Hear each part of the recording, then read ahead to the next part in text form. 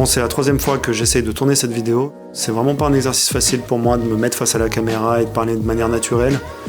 Donc on va faire notre mieux aujourd'hui, puis on verra comment ça se passe pour les prochaines. Et on essaiera de s'améliorer petit à petit. En tout cas, pour cette première vidéo, je me suis dit que j'allais vous présenter la Fimwashi F. C'est une pellicule qui est faite pour faire des radios des poumons à la base.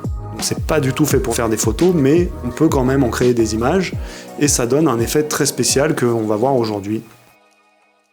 Une des particularités de Fimwashi, c'est de ne pas créer ses propres émulsions comme pourrait le faire Kodak ou Fuji par exemple. C'est plutôt d'aller chercher des émulsions qui sont à la base pas faites pour la photographie, classique en tout cas, et de les couper, de les adapter de manière à ce qu'elles rentrent dans des bobines 35 mm ou 120 et qu'on puisse ensuite les shooter. Et par exemple cette pellicule, la Fimwashi F, vu que c'est pas une pellicule qui à la base a été conçue spécialement pour faire des photos de manière classique, il faut déjà se mettre à l'ombre pour charger cette pellicule dans notre appareil photo, et ensuite il faut prendre 6 photos à vide. Là faut prendre les 6 premières vues. Et moi ce jour-là, j'ai pas fait trop attention au fait qu'il fallait les charger à l'ombre, donc j'ai chargé ma pellicule au soleil. Pourtant c'était un soleil d'hiver plutôt faible, donc j'imagine même pas en plein été si j'avais fait ça. Mais en tout cas ça a suffi à cramer mes 6 premières photos alors que j'avais déjà passé 6 photos à vide.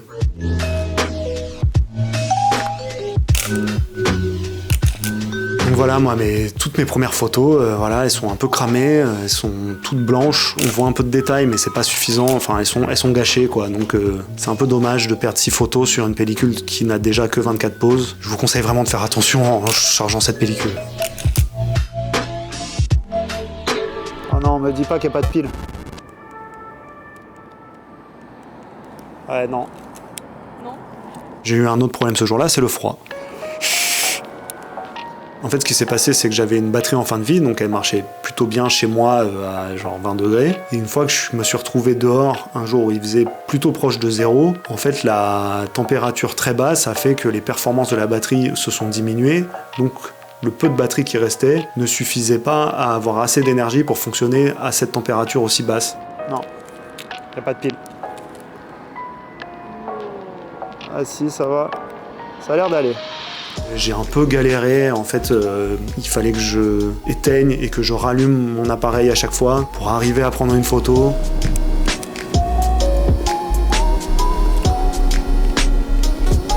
Oh non! Putain, j'avais le moment parfait.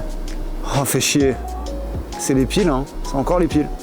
J'ai vraiment fait l'erreur de ne pas emmener de batterie neuve. Encore un conseil que je peux vous donner, emmenez toujours une batterie neuve avec vous au cas où il y a un problème. Mais je m'en suis sorti, j'ai éteint, j'ai rallumé mon appareil à chaque fois. J'avais un tout petit peu de jus, j'arrivais à shooter, après je rééteignais.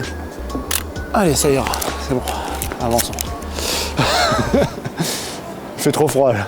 Enfin et voilà, je m'en suis sorti à peu près comme ça.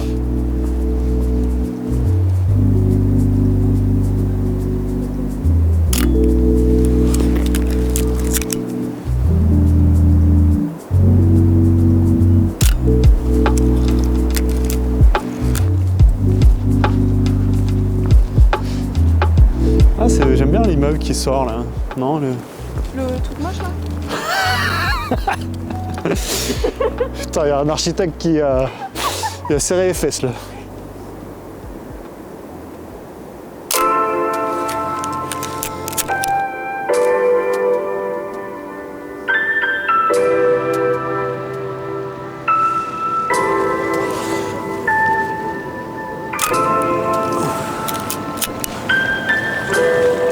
Une fois que j'ai réussi à avoir des photos, je trouve que la pellicule est quand même assez stylée.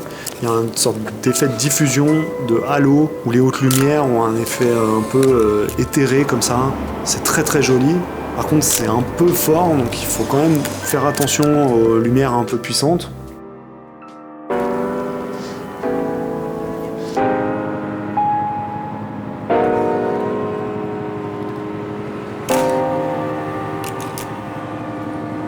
Tout de suite on remarque qu'il y a beaucoup de grains, surtout pour une pellicule sans ISO, parce que quand on dit sans ISO, on pourrait s'attendre à un grain très fin, une définition très élevée. Là c'est pas du tout le cas, c'est vraiment un grain puissant. Faut pas s'attendre à avoir une pellicule avec un grain hyper fin, une définition très nette, comme on peut avoir habituellement sur les pellicules sans ISO. J'ai retrouvé des photos que j'avais shootées avec une Kodak 3200 ISO et si on compare les grains, on voit que en fait, cette pellicule sans ISO est très proche de celle de la pellicule à 3200 ISO, niveau grain en tout cas.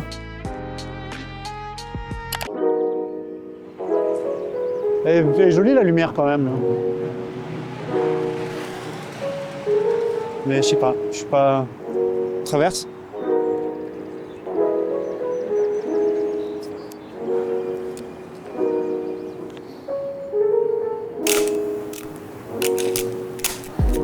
Parce que je voulais, mais tant pis. Il y a une voiture derrière en même temps. Je veux juste un vélo qui passe tout seul là-dessus. En même temps, la meuf avec ce manteau de fourrure là. Ouais, c'est pas mal, elle est stylée. Ah non, putain, j'ai loupé un moment trop stylé. Putain, c'est dur d'avoir le moment parfait là.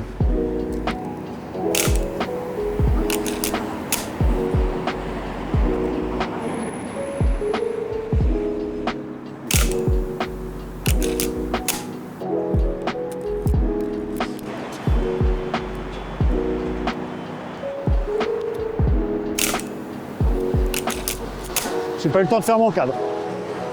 Mais la meuf qui passait, j'ai fait ce que j'ai pu. On aime bien les ombres obliques, normalement.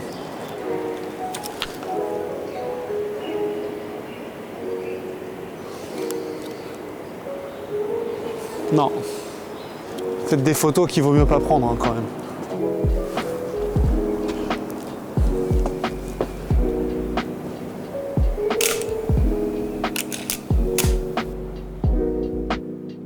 Vers la fin de ma sortie, je me suis dit que j'allais faire un test d'exposition en exposant la même photo 3 fois. Ça peut être cool pour voir le niveau de détail dans les noirs et la dynamique de la pellicule.